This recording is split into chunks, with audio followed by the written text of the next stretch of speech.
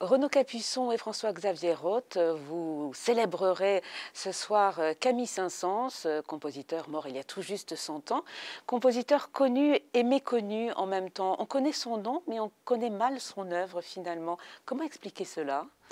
Oui, déjà, il a eu une grande carrière. Il a vécu très longtemps, donc de ses succès de jeunesse jusqu'au compositeur qui, comme on le dit aujourd'hui, il meurt dans les années 20 au XXe siècle. C'est difficile de maintenir un cap et de maintenir comme ça une célébrité durant toute une carrière. Mais c'est vraiment un compositeur qui a besoin aujourd'hui peut-être d'être redécouvert avec toutes ses œuvres qu'on connaît moins.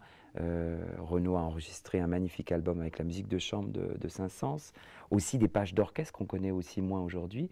Donc je pense qu'il y a le bénéfice des célébrations comme ça du centenaire, ça peut être de rencontrer de nouveau un compositeur qu'on croit connaître.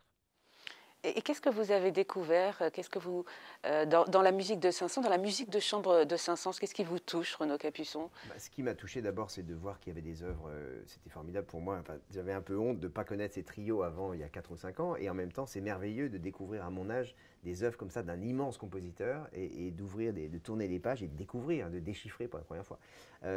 J'aime les parfums qui se dégagent, j'aime ce côté extrêmement virtuose toujours, mais qui n'est pas une virtuosité gratuite, qui est intégrée complètement au discours.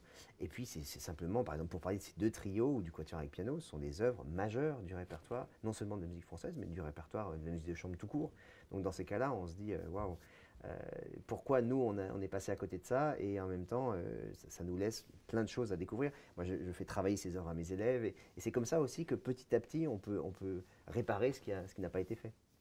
Et la musique de Saint-Saëns, elle est colorée, elle est chatoyante. Il maîtrisait la palette orchestrale. Il savait marier les timbres de façon absolument extraordinaire. Oui, c'est un très grand maître de l'orchestre et pratiquement de toutes les formes musicales aussi, parce que sa production est gigantesque. Il a écrit pour tous les instruments, pratiquement, la musique de chambre, la symphonie, les poèmes symphoniques, l'opéra, les mélodies. Enfin, c'est gigantesque l'œuvre de Saint-Saëns, hein. Mais c'est vrai qu'à l'endroit de l'orchestre, c'est quelqu'un qui a su s'inspirer de Berlioz, par exemple, dans ses œuvres. On a des effets typiquement berliosiens, mais aussi d'autres musiques, en inventer aussi toute une série. Donc c'est aussi un novateur, un inventeur à l'orchestre. La musique de Saint-Saëns, la musique française en général, qu'est-ce qui la caractérise selon vous? Je dirais l'élégance, le raffinement, un souffle aussi, un souffle très français, et puis une façon de voir comme ça, enfin, justement d'entendre dans la musique, de nous donner à voir par la musique, c'est-à-dire d'avoir des visions de ce qu'est notre pays, ce magnifique pays qu'on a, ces compositeurs français, Saint-Saëns en particulier, je pense, nous amènent vraiment à être fiers d'être français. On pourra donc l'apprécier tout à l'heure sur la scène du Grand Théâtre de Provence.